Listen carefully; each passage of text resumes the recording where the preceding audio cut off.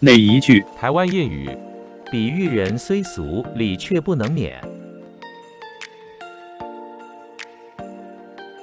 台湾谚语取材于台湾闽南语常用词词典。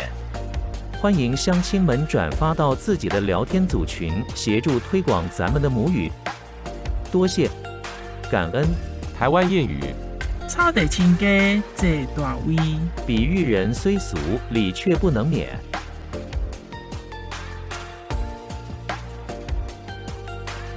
谢谢您的观赏，希望您会喜欢我为您制作的影片。请支持我，点击 subscribe， 然后再单击小铃铛。请点击下面观看同一系列的影片。